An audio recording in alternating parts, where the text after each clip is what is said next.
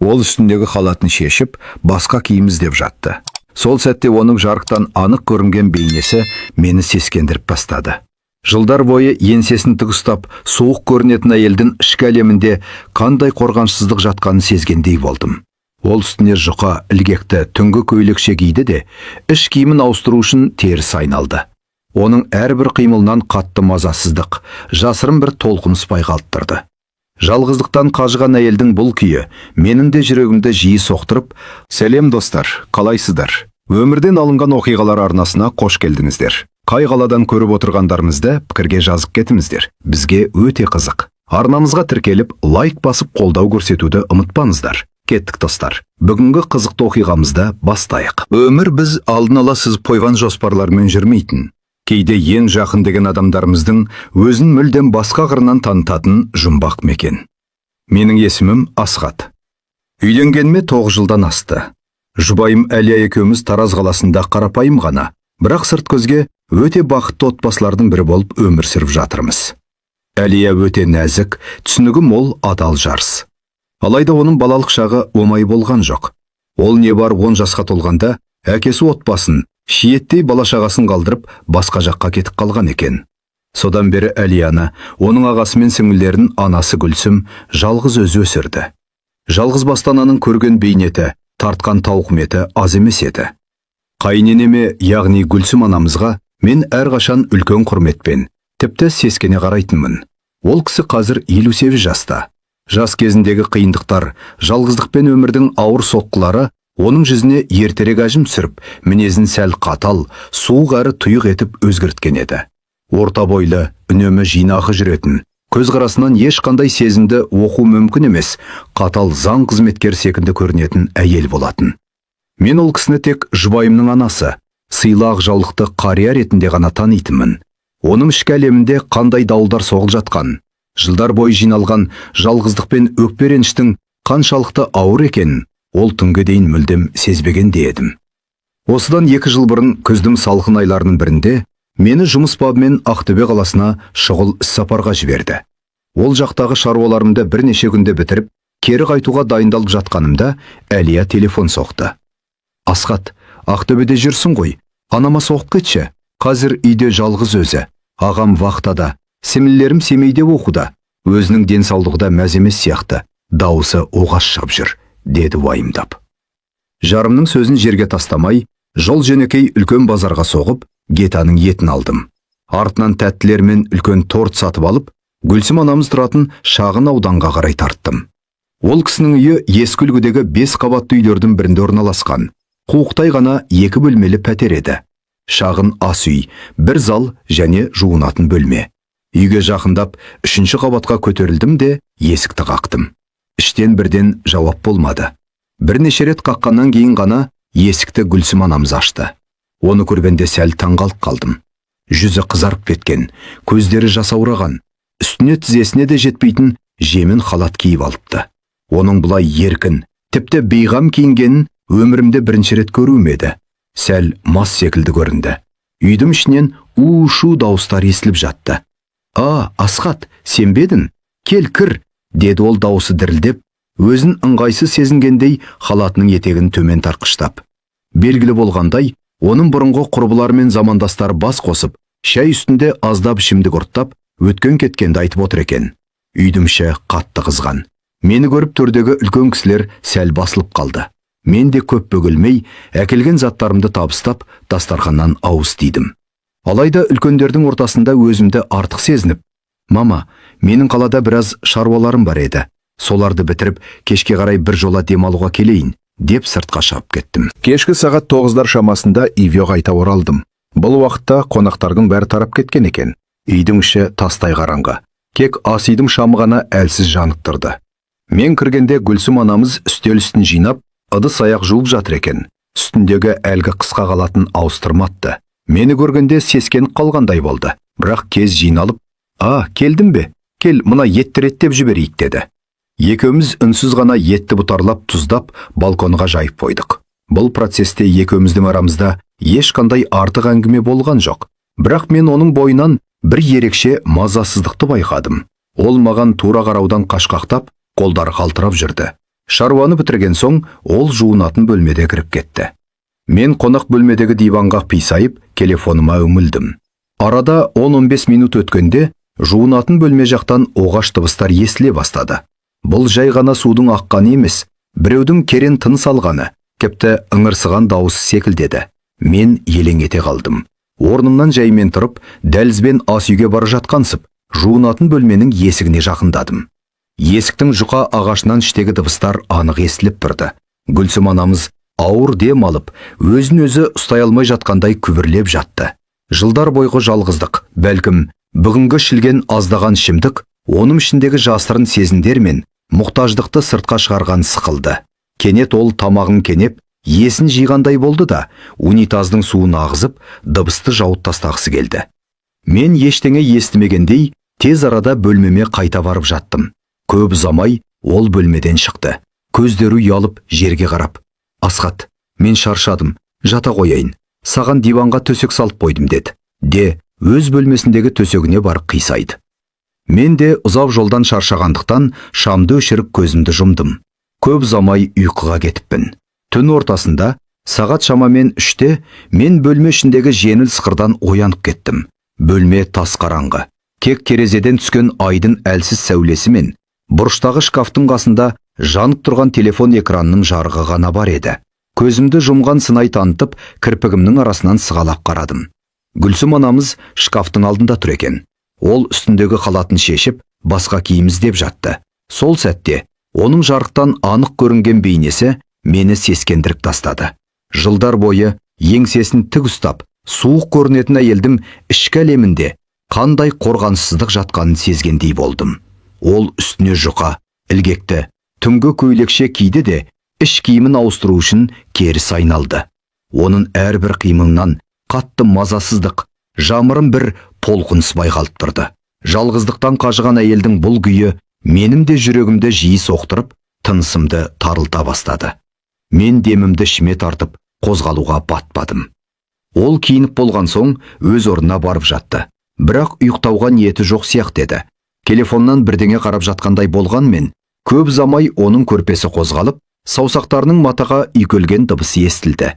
Ол бөлмеде менің бар екенімді ұмытып кеткендей, немесе ішіндегі лаулаған сезімге ие бола алмай, өз-өзін жұбатуға көшкендей еді. Оның тынысы күн сайынғыдан бетер жиілеп, ыңырсыған дыбысы қараңғы бөлменің ішін толтырып жіберді. Мен бұдан әрі шыдай алмадым. Бұл жардайды тоқтату керек пе, әлде көмектесу керек пе деген екідай ой шарпып өтті. Орнымнан атып тұрып, телефонымның шамын жағып қалдым. «Мама, сізге не болды? Денсаулығыңыз жақсы ма?» дедім, дауысымды әдейі қаттырақ шығарып. Жарық түскен сәтте Гүлсім анамыз шошып кетіп, көрпесін басына дейін қымтап алды. Оның дауысы дірілдеп, қатты сасқалақтаған соншалық, не айтарын білмей: «Ой, ештеңе емес балам, жай ғана түс көріппін, жарықты өшірші» деді дауысы қалтырап. Мен жарықты өшіріп, диванның шетіне отырдым. Жүрегім кеудемнен шырқ кетердей соғып тұрды. Бөлме ішінде ауыр үнсіздік орнады. Бұл жай ғана ұят емес, екі адамның арасындағы ешқашан айтылмауы тиіс үлкен құпияның алғашқы ұшқыны еді. Арада біраз уақыт өтті. Бөлмедегі үнсіздік соншалықты ауыр еді, тіпті екеуміздің де дем алысымыз бір-бірімізге естіліп тұрды. Гүлсім анамыздың ұйықтамағанын, оның да іштей арпалысып жатқанын сездім. Телефонның экранын қысқаша қосып қарағанымда, оның көрпесінің сәл ашылып қалғанын, өзінің де маған сырт айналып, қозғалыссыз жатқанын байқадым. Ішімдегі белгісіз бір күш, бәлкім оның жалғыздығына деген аяныш па, әлде түннің уақытындағы ессіздік пе, мені орнымнан тұрғызды. Мен жаймен басып, оның төсегіне жақындадым. Ол қимылдаған жоқ, бірақ менің келгенімді сезгендей, тынысы сәл жиілей түсті. Мен оның қасына, көрпенің үстінен жаймен ғана жантайдым. Қолымды оның иығына, содан кейін бел тұсына бардым. Ол қарсылық. Оның денесі тас болып қатып қалғанда еді. Бірақ бұл қорқыныштан емес, күту мен ішкі келісімнен туған үнсіздік сияқты көрінді. Мен қолымды оның шашынан сипап, маңдайынан жаймен ғана сүйдім. Бұл сәтте екеумізде ештеңе сөйлескен жоқпыз. Себебі кез келген сөз бұл сәттің бүкіл шынайылығын бұзып, үлкен күнә мен ұяттың бетін ашып жіберетін еді. Ол маған қарай бұрылып, қараңғыда көздеріме қарады. Оның жанарынан мен ешқандай ашуды көргенім жоқ. Кек жылдар бойы ешкімге айта алмаған, ешкім бөліспеген жалғыздықтың керен мұңын көрдім. Біз бір-бірімізді үнсіз ғана құшақтадық. Сол түні екі жалғыз жан қараңғылықтың тасасында өздерінің ішкі дауылдарын тыныштандырғысы келгендей болды. Бірақ бұл тыныштық ұзаққа созылмады. Көз іліп кеткен екенмін. Оянсам бөлме ішіне таң шапағы түсіп қалыпты. Сағат таңғы 7:30 еді. Мен орнымнан атып тұрып, қонақ бөлмедегі диванға ауысып жаттым. Денемді қорқыныш пен өкініш сезімі билеп алды. Мен не істедім? Бұл қалай болды? Деген сұрақтар миымды жегідей жей бастады. Жұбайым Әлияның, мені сеніп жіберген жарымның бейнесі көз алдыма келіп, өзімді кінәлі сезіндім. Көп ұзамай Гүлсім анамыз да бөлмесінен шықты. Оның үстінде бұл жолы ұзын, жабық қалат, басында орамалы бар еді. Ол маған мүлдем қарамауға тырысты. «Шай дайын, кел» деді. Ол даусын барынша суық әрі қалыпты шығаруға тырысып. Дастархан басындағы үнсіздік өте ауыр болды. Кек қасықтың кесеге тиген дыбысы ғана естіледі. Мен де, ол да түнде болған жағдайды мүлдем ұмытқымыз келгендей кейіт таныттық. Шайымды тез ішіп бітірдім де: «Мама, менің бүгін қалада соңғы шаруаларым бар еді. Соны бітіріп, кешке жолға шығам ба деп отырмын» дедім. «Жақсы, жолым болсын» деді ол, үстелден көзін алмай. Мен үйден кеш шығып кеттім. Күні бойы қала ішінде жүріп, жұмысқа мүлдем көңіл бөле алмадым. Басым қатып, істеген ісіме бөкіндім. Алайда бұл оқиғаның бұнымен ғана аяқталмайтынын, алда бізді бұдан да үлкен психологиялық сынақ күтіп тұрғанын мен ол сәтте әлі білмеген едім. Күні бойы Ақтөбе көшелерін мақсатсыз кезіп, басымдағы шытырман ойлардан арыла алмадым. Бір жағынан өз-өзімді жек көріп, Әлияның алдындағы күнәларымды ойлап өкініш өртіне өртенсем, екінші жағынан сол бір қараңғы түндегі Гүлсім анамыздың бейнесі көз алдынан кетпей қойды. Жұмыстарымды әрен дегенде бітіріп, кешкі сағат 8-дер шамасында пәтерге қайта оралдым. Менің мақсатым тек заттарымды жинап, Таразға қарай жол тарту еді. Үйдің есігін өз кілтіммен ашып кіргенімде, іштен қатты спирттік ішімдіктің иісі сезілді. Қонақ бөлмеге өткенімде, Гүлсім анамыздың жалғыз өзі үлкен үстелдің шетінде отырғанын көрдім. Алдында жартылай босаған арақ бөтелкесі мен құрбыларынан қалған аздаған тағамдар тұр. Өмірінде ішімдікке жуымайтын, жинақы әрі қатал жүретін әйелдің мына күйін көріп есім шығып кетті. Оның шаштары жан-жаққа шашырап, көздері қызарып, мүлдем басқа адамға айналып кеткендей еді. Келдің бе күйеу бала?» деді ол, даусы анық шықпай, тілін әрен бұрап. «Кел, отыр, соңғы шайынды ішіп кет». Мен оның қасына жақындап, қолындағы рюмканы алғым келді. «Мама, қойыңызшы, бұл не қыл?» «Сізге ішуге болмайды ғой. Денсаулығыңызды ойласамшы» дедім уайымдап. Гүлсім анамыз кенет мырс етіп күліп жіберді. Бірақ бұл күлкінің артында үлкен өкініш пен ыза жатқан еді. «Денсаулық? Менің денсаулығымды кім ойлапты осы уақытқа дейін? 28 жыл. Тура 28 жылы Дасқат. Әлияның әкесі мені 3 баламен тастап, басқа елге кеткенде, мен небәрі 30 жаста едім. 30 жастағы жас әйелдің ішіндегі жалғыздықты, сағынышты кім түсінді? Балаларым елден кем болмасын деп, түнде жұмыс істедім. Күндіз бала бақтым. Өз-өзімді ұмыттым. Әйел екенімді ұмыттым деп, еңкілдеп жылап жіберді. Оның көз жасы бетіндегі әжімдердің бойымен ағып жатты. Мен не айтарымды білмей, үнсіз қалдым. Оның бұл сөздері жүрегіме ауыр тиді. Ол көз жасын сүртіп, сәл тыныштала бастады. «Кейде адамға жай ғана түсіністік пен жылулық жетіспейді екен» деді ол. «Баяу ғана. Жалғыздықтың жүгі өте ауыр болады».